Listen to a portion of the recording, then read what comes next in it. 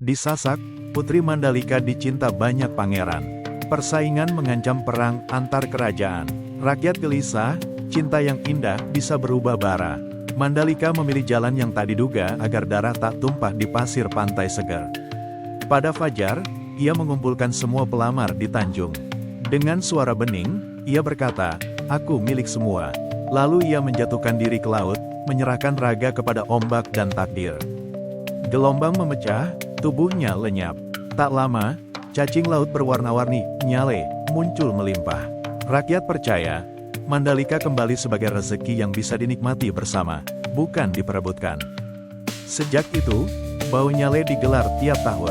Orang menangkap nyale, bernyanyi, menari. Cinta Mandalika berubah menjadi pesta syukur, menukar duka cita menjadi adat yang mempersatukan. Para ibu mengajari anaknya menghormati pilihan perempuan. Para pangeran belajar bahwa memiliki bukan jalan satu-satunya untuk mencintai. Di bawah langit terbentang pantai segar yang kini menjadi altar alam. Ombak yang pernah menyimpan luka kini tenang, membawa rahasia yang telah diubah menjadi kekuatan. Di sini, orang-orang berjanji menjaga laut yang menjadi sumber kehidupan, mengubah cinta menjadi makanan yang berlimpah.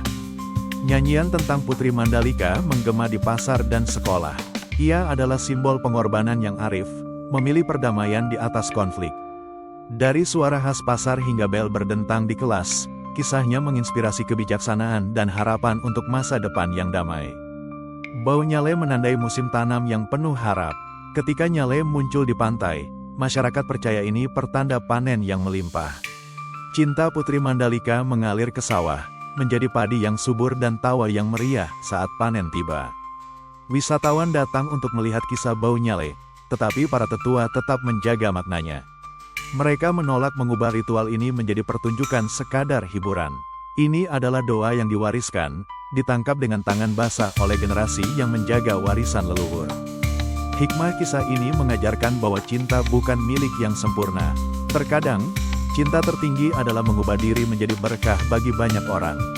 Putri Mandalika, dengan pengorbanannya, mengubah penderitaan menjadi harapan yang abadi.